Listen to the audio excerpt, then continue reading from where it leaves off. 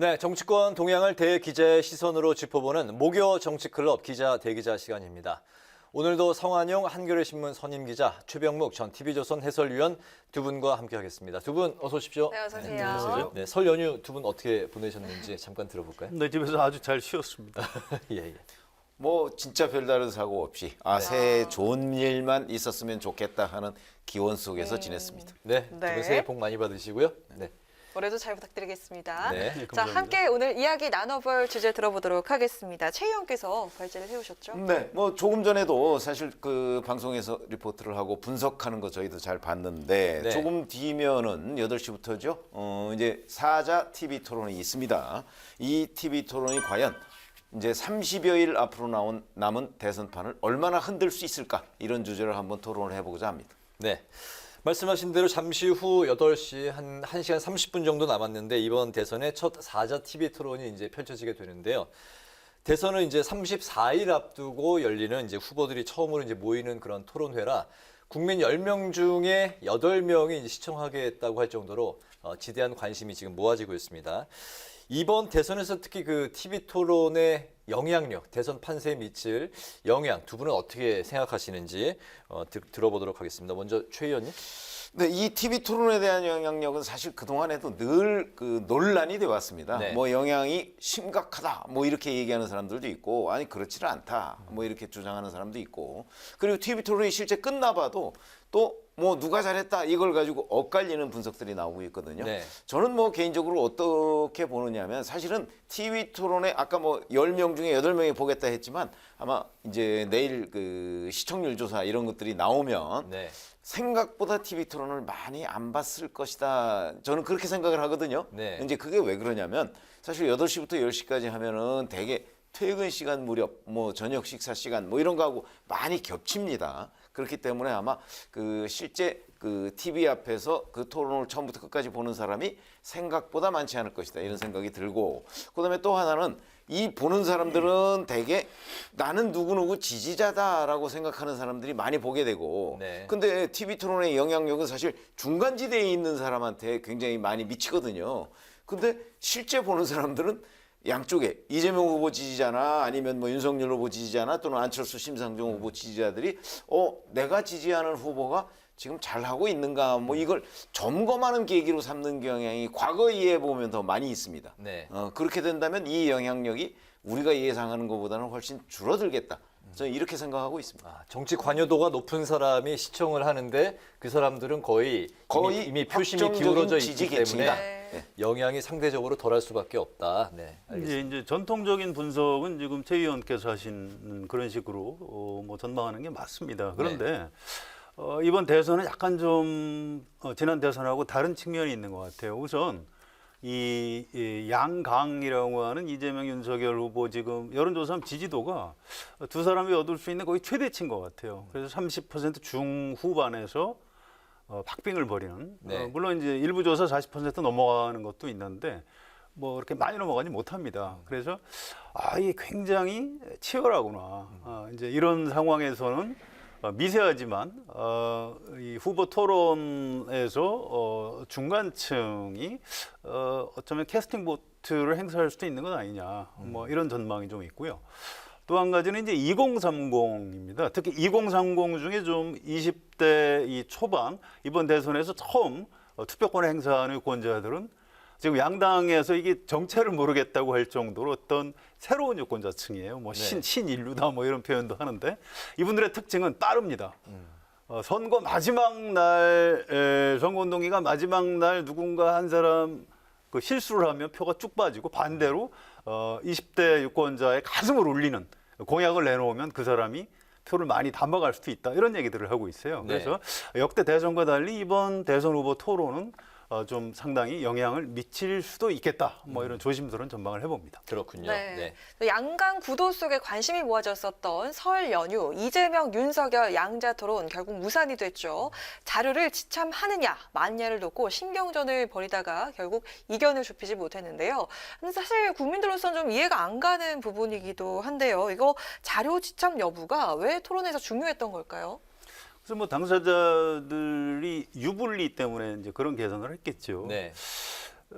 양자 토론 무산된 게 아쉬움도 있지만 사실은 약간 좀 삽질 규정의 측면도 있습니다. 대부분 다수 여론은 양자 토론보다는 사자가 토론하는 게 맞지 않느냐. 뭐 이제 이런 여론조사 결과가 있고요. 또 법원, 사법부에서도 이제 그런 여론을 중시해서 양자 토론을 하지 말라 이제 이렇게 결정을 한 겁니다. 네.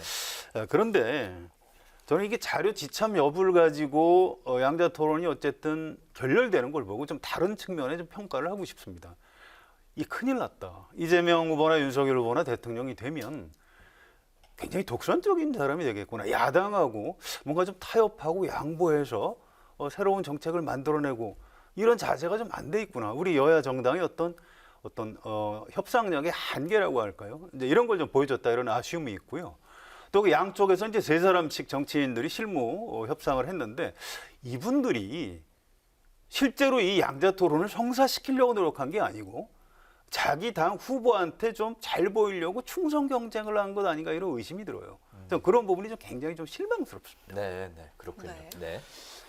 뭐 저도 비슷한 견해이긴 하지만 또 이제 약간 다른 측면을 얘기하자면 이렇게 봅니다. 사실은 그 실무협상팀이 이제 그 나와서 협상을 했는데 지금 이제 양자 토론이 무산되니까 서로 자 뭐 자료지참 뭐 이 문제 가지고 서로 내탓 공방을 하고 있지 않습니까? 상대방이 무산시켰다 지금 이렇게 얘기를 하고 있거든요. 네. 근데 제가 보건대는 사실은 양쪽 다 양자 토론에 굉장한 부담을 느꼈던 건 아닌가 하는 생각이 들어요. 이재명 후보는 이재명 후보대로, 그다음에 윤석열 후보는 윤석열 후보대로 이게 뭐 법원의 그 결정과 무관하게 굉장히 부담스러운 거죠. 그러니까 서로 안 했으면 하는 생각을 가지고 있던 것 아닌가. 그러니까 그런 후보들의 입장을 아는 이 실무 협상팀들이 자꾸 다른 핑계를 댄 거죠. 그 중에 하나가 이제 자료지참이라고 하는데 자료지참은요 역대 어느 경우의 토론에도 자료지참을 허용하지 않는 경우는 없었습니다. 왜 그러냐면 우리가 상식적으로 봐도 자료를 지참하느냐 지참하지 않느냐는 거는 그 토론자의 재량입니다. 그렇지 않습니까? 어떤 사람은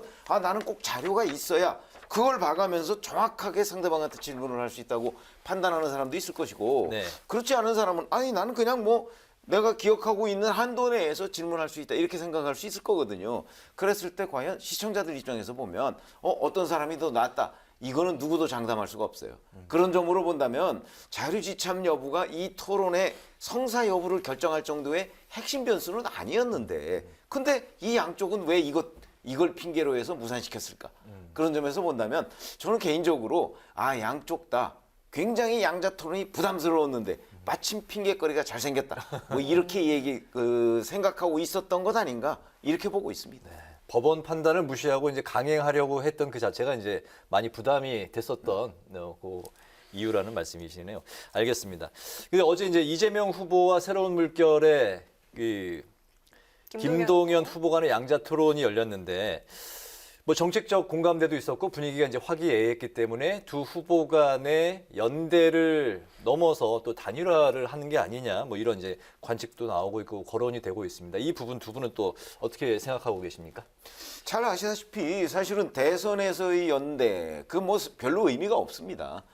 그리고 이제 단일화라는 건 의미가 있을 수 있겠죠. 여기서 단일화라는 건 결국 김동연 후보가 대선을 포기하는 것 아니겠습니까? 네. 근데 김동연 후보는 지금까지 사실 여론조사 여러 군데에서 나왔지만 굉장히 저조했습니다. 그렇죠? 그런 점에서 본다면 김동연 후보가 뭐 본인이 당선될 것이라고 판단을 하지는 않을 것으로 보이고 다만 본인이 얘기하는 정치 교체라는 주장이 있어요. 네. 이 정치 교체라는 데에 대해서 그래도 이번 대선에 참여하는 그 상당수의 유권자들이 일부 동의를 좀 할 수 있다면 아마 본인의 목표는 달성한 것 아니겠는가 이렇게 생각하는 경향이 있는 것으로 보입니다. 네. 그런데 어제 그 TV 토론을 한 걸 보면 김동연 후보가 의외로 이재명 후보에 대해서 그렇게 공격적인 질문을 하지 않아요. 그다음에 이재명 후보가 답변을 안 하고 그냥 넘어가도 거기에 대해서 추가 질문을 하지 않거든요. 네. 이런 걸 보면 김동연 후보가 과거에 비해서는 그 뭔가 대선을 완주하겠다는 의지가 많이 떨어진 것 아닌가. 저는 개인적으로 그렇게 평가를 했습니다. 그래서 네. 당연히 그 연대 뭐 이런 게 아니고 김동연 후보가 포기하는 것 아닌가 하는 느낌을 줄 정도로 어제 이 토론을 하려는 의지가 좀 약해 보였다. 저는 이렇게 생각합니다. 그렇게 보셨군요. 네.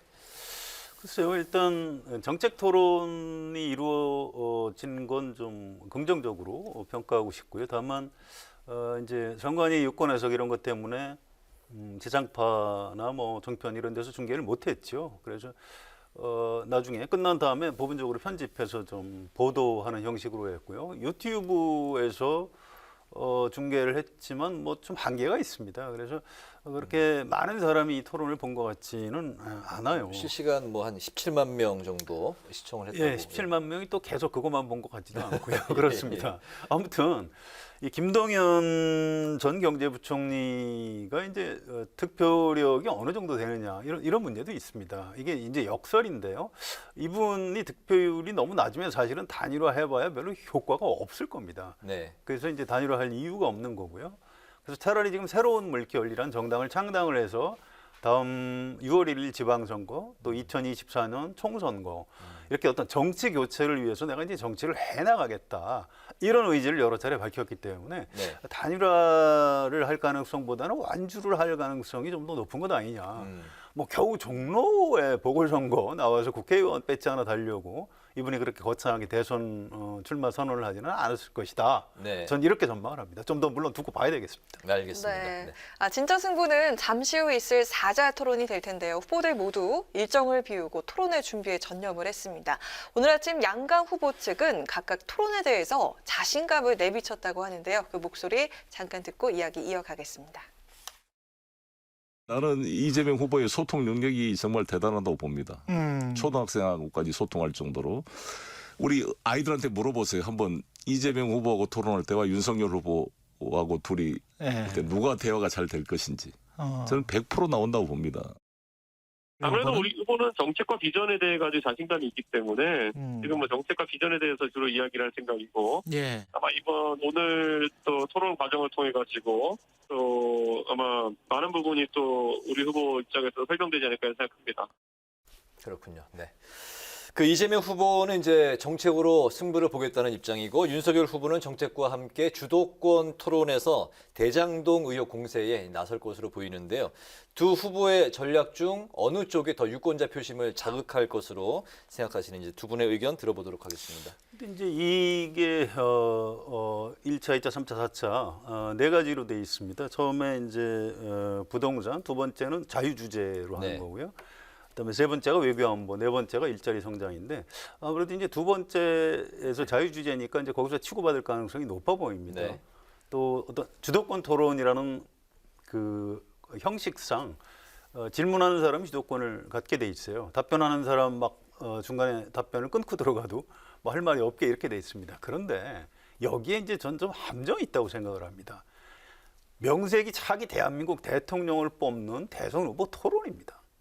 여기서 예를 네. 들어서 윤석열 후보가 검사가 피의자 다루듯이 대장동 의혹을 가지고 이재명 후보를 막 몰아세웠다. 그게 득이 될까요? 전 득이 되지 않는다고 생각을 합니다. 마찬가지예요. 물론 이재명 후보도 이제 그 반대 마찬가지고요. 그래서 이런 부분은 참 조심해야 됩니다. 이게 토론의 내용도 중요하지만 오늘 토론을 시작으로 앞으로 대선 후보 토론을 통해서 일반 국민은 저 사람 대통령 할 만하네. 그러니까 이 토론 내용보다도 태도, 그 사람의 그 사용하는 뭐 언어, 눈빛, 진지함, 상대방이 얘기할 때 경청을 하는지 안 하는지, 또 말을 끊고 들어가는지 일단 꼭 참는 모습을 보여주는지 이런 것 하나하나들을 다 평가할 것이라고 저는 예상을 합니다. 그래서 네. 이게 지금 각 당 후보들을 좀 그 사기를 진작하기 위해서 대표들은 우리 후보가 잘할 것이다. 이렇게 얘기를 하지만 저런 전망 저런 식의 그 뭐라고 그럴까요? 그 자기 후보들을 추켜 세우는 게 뭐 별로 도움이 될 것 같지는 않고요. 네. 굉장히 좀 유권자는 차분한 가운데 오늘부터 대선 후보 토론을 지켜보지 않을까 이렇게 전망을 합니다. 네, 알겠습니다. 근데 제가 보기에는 저희 경험으로 보면 사실 TV 토론이라는 거는 이미지가 많이 좌우할 가능성이 있습니다. 왜 그러냐면 보통의 시청자들이 저 2시간 내내 집중해서 누구는 뭘 잘했고 누구는 어떻고 뭐 이거를 보기가 좀 어려운 경향이 있거든요. 네. 대개는 그냥 자기가 뭐 지지하는 후보가 있으면 이 후보가 뭐 전체적으로 뭐 선전했다든지 뭐 잘 방어를 했다든지 뭐 이런 것들을 인상적으로 느끼는 경향이 있거든요. 자, 그렇게 따진다면 사실은 몇몇 장면들이 기억에 남을 수가 있어요. 네. 근데 이 몇몇 장면들은 뭐 예를 들어서 외교안보나 일자리나 뭐 이런 데서 나오기보다는 약간은 자유토론 형식, 주도권 토론 형식에서 그 인상을 받을 가능성이 대단히 높습니다. 네. 물론 거기에서 뭐 네거티브로 상대방을 공격하는 거 뭐 이런 부분이 인상에 남는 사람도 있겠지만 그게 또 과하면 역풍이 불거든요. 그러니까 거기서 다만 그 이 사람이 대통령이 됐을 경우에 어떠한 의혹 이 부분에 대해서 국민들이 궁금증을 가지고 있는 부분이 있잖아요. 네. 이 부분을 잘 부각시키면 그런 부분에 관해서 아마 시청자들은 그래 저 말은 내가 꼭 묻고 싶은 것이었어. 뭐 이런 이제 반응을 보이게 되거든요. 아마 그런 후보가 성공하지 않을까. 저는 이렇게 생각합니다. 약간 네. 제가 보충해서 설명을 드릴게요. 오늘 오전 10시부터 12시까지 그 정책 토론회가 있었습니다. 네. 시청률이 높지는 않았지만 네. 민주당의 홍익표 또 국민의힘의 원희룡 또 정의당의 김종대 이런 분들이 나와서 굉장히 치열하게 토론을 했어요. 근데 이걸 지켜본 그 전문가들의 평가입니다. 상대방을 너무 지나치게 몰아붙이니까 이 눈살이 좀 찌푸려지더라 이런 평가를 합니다. 네. 그래서 이제 후보 토론도 마찬가지인데요. 여기서 이제 이런 겁니다. 자기 지지층을 최대한 결집시키려고 하면 굉장히 무리한 주장을 할 가능성이 있습니다. 상대방을 막 공격하고. 근데 아까 처음에 말씀드렸듯이 지금 필요한 거는 2030 유권자들을 포함한 중도층 또는 중간층 유권자들이거든요. 네. 이분들은 저 후보가 저 내용을 어떤 태도로 얘기하는가. 우리 최 의원 말씀하신 거하고 이제 같은 맥락이에요. 그런 것들을 좀 더 중시할 가능성이 있습니다. 그래서 네네. 자기가 대통령이 되면 이런 것을 할 것이다. 이런 얘기를 좀 더 진정성 있게 하는 쪽이 유리할 것이다. 이렇게 좀 말합니다. 네, 비언어적인 태도 또 이미지가 오히려 더 많이 작용을 할 수 있다라고 이제 두 분이 뭐 같이 이제 말씀을 하셨는데요. 이제 관련해서 또 여쭤보겠습니다. 김혜경 씨의 과잉 의전 논란이 이제 이때 불거져 나왔습니다. 이 문제하고 윤석열 후보 부인 김건희 씨 문제가 오늘 토론회에서 거론될 가능성 두 분은 어떻게 보십니까? 일단 김혜경 씨 논란은 이 새로 제기된 의혹이기 때문에 오늘 아마 누군가 질문을 할 거고 네. 이재명 후보가 또 사과하고 해명을 하고 이렇게 해야 될 겁니다. 이거 새로 제기한 의혹은 설명을 해야 될 필요가 있는 거죠.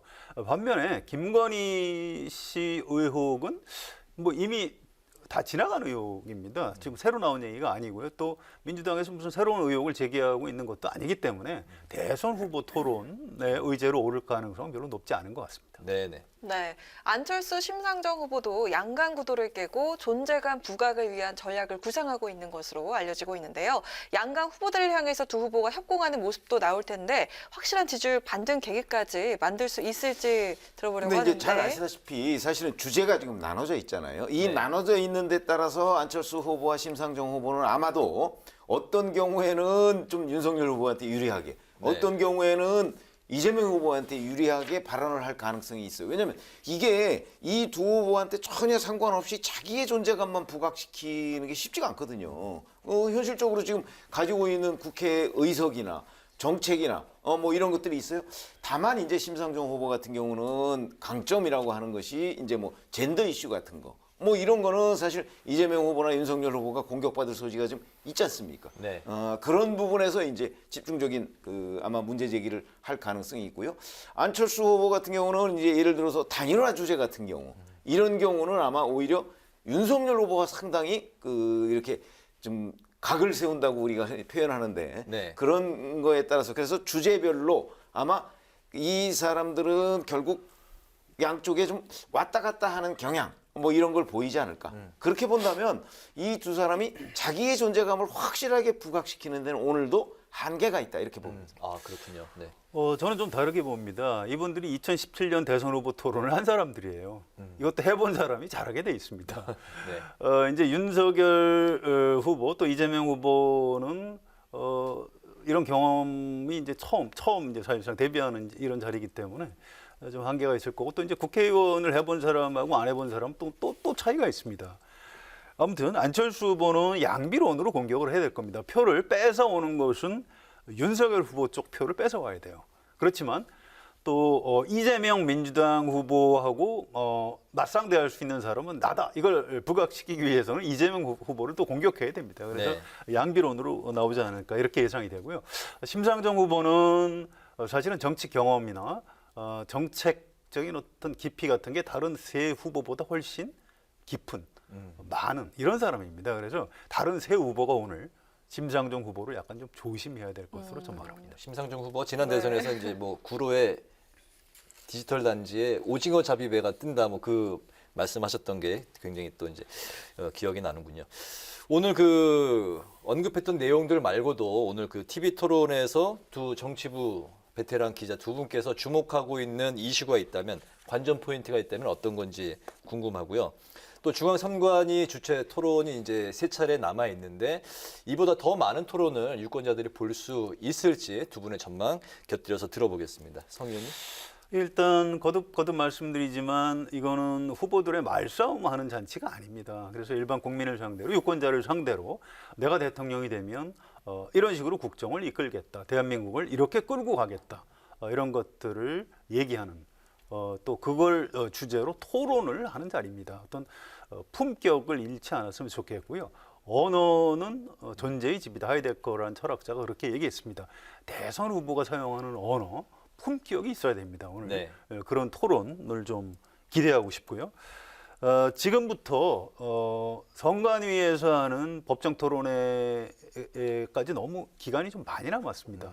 2월 21일부터 이제 초청 세 차례, 초청 외 한 차례 이렇게 하게 돼 있는데요.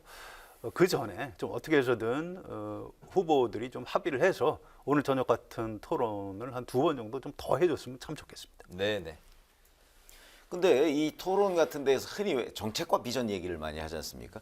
그런데 비전을 얘기하다 보면요. 사실은 다 우리나라가 정말 갑작스럽게 5년 내에 무슨 선진국이 될 것 같은, 그것도 선진국 중에서 아주 상위 선진국이 될 것 같은 그런 착각에 빠지는 경향이 있거든요. 그러니까 이게 말이라는 게 화려해지면 화려해질수록 그 진정성을 어찌 보면 의심받을 경우가 굉장히 많아요. 예를 들어서 자, 문재인 대통령의 2017년 처음에 취임 당시에 그 취임사 한번 아마 요즘에 새삼스럽게 인터넷과 공간에서 화제가 되고 있거든요. 자, 그 중에 과연 지켜진 게 몇 개나 되는가 하는 걸 우리가 따져본다면 저는 이번에도 그 화려한 말 속에 숨은 어떤 그 후보의 진정성, 허점 뭐 이런 것들을 정확하게 짚어내는 후보.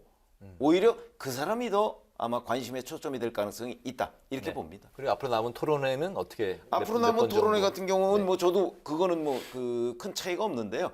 뭐 법정 토론 3번 그리고 오늘 거 하고 왜 이제 중간에 기간이 좀 많이 붕 떠 있으니까 이 부분은 한두 번 정도로 했으면 좋겠는데 또 다시 이제 지난번 무산된 토론처럼 뭐 이런저런 핑계들을 대지 않을까. 뭐 이런 좀 우려가 되는 게 사실입니다. 네, 이제 마지막으로 두 분의 한 줄 논평 듣고 마무리하도록 하겠습니다. 성 기자님 먼저 들어볼까요? 지금 하던 얘기의 연장입니다.